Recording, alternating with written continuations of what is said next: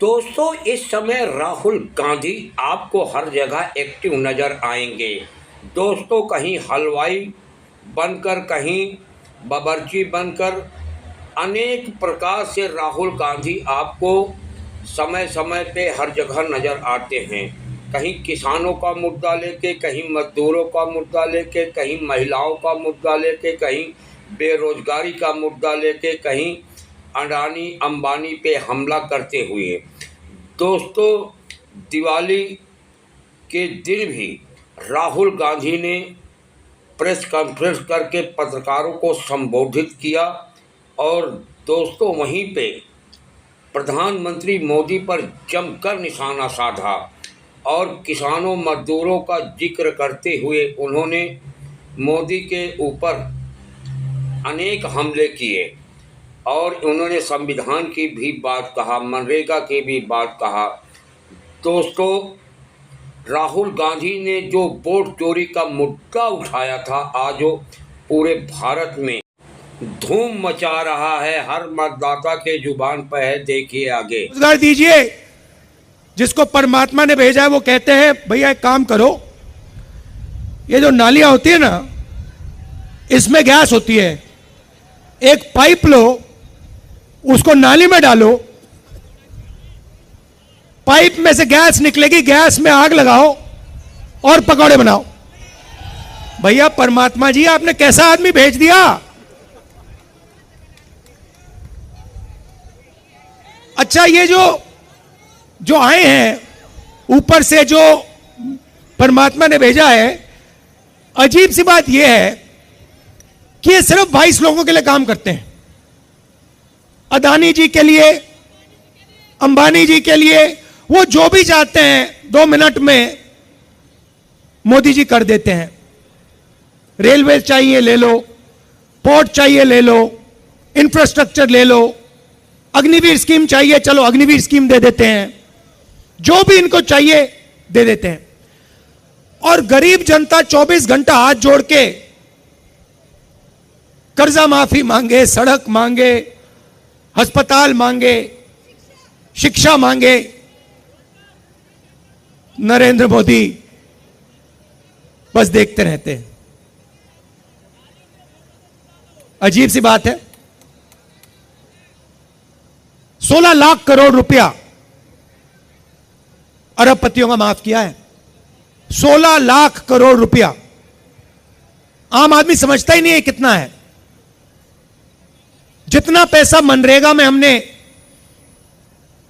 1 साल में डाला, अगर आप 24 साल का पैसा ले लो, उतना इन्होंने 22 लोगों का कर्जा माफ किया है। किसानों का 24 बार कर्जा माफ करो, हर किसान का कर्जा माफ कर दो, उतना पैसा इन्होंने 22 लोगों को दिया है। और देते जाते हैं, देते जाते हैं, देते जाते हैं। भैया, यमुना पार के बारे में आपने कभी मीडिया वालों को बोलते हुए देखा है? आपकी सड़कें दिखाई इन्होंने? ये जो कचरा पड़ा हुआ था बाहर, ये इन्होंने दिखाया कभी? मगर अंबानी की शादी तो दिखाते हैं। थोड़ी देर में ये भी कहेंगे कि भैया हमें भी भगवान ने भेजा है।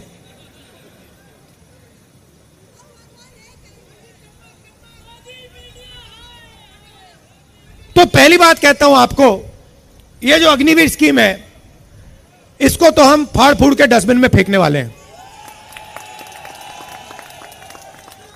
क्योंकि ये सेना के खिलाफ स्कीम है, देशभक्तों के खिलाफ स्कीम है। 2 अलग अलग शहीद तैयार कर रहे हैं। एक को शहीद का दर्जा मिलेगा, पेंशन मिलेगी, कैंटीन मिलेगी, परिवार की रक्षा होगी, और दूसरे को ना शहीद का दर्जा मिलेगा, ना पेंशन मिलेगी, ना सोशल सिक्योरिटी मिलेगी, ना परिवार की रक्षा होगी। तो पहला काम हम इसको खत्म करने जा रहे हैं। ये नरेंद्र मोदी जी लाए, सेना नहीं लाई, नरेंद्र मोदी जी लाए, और इसको हम खत्म करेंगे। भैया ये दिनेश है, इसको तंग मत करो।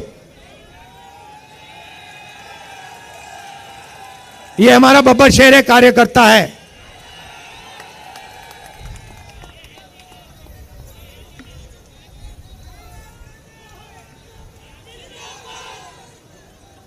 युवा हैं, आपको मैं मैसेज देना चाहता हूं।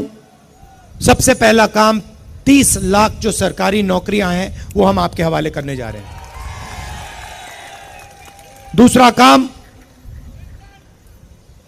आज हिंदुस्तान में दिल्ली में, पता नहीं आपने मेरा वीडियो देखा नहीं देखा, मगर उसमें मैंने कहा कि अगर कोई ऊबर चलाता है, ओला चलाता है, ट्रक चलाता है, ड्राइवर है, ऑटो चलाता है और गलती से अगर वो किसी को मार देता है तो उसकी 10 साल की सजा होती है। पुलिस वाले हथकड़ियां लगा देते हैं, जेल में डाल देते हैं, मारते हैं और 10 साल की सजा, चाबी फेंक देते हैं।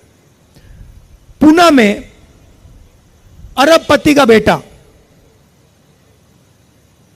करोड़ों रुपए की गाड़ी चलाता है, 18 साल की भी नहीं है, 18 साल का नहीं है वो, 17 साल का है, इलीगली चला रहा है।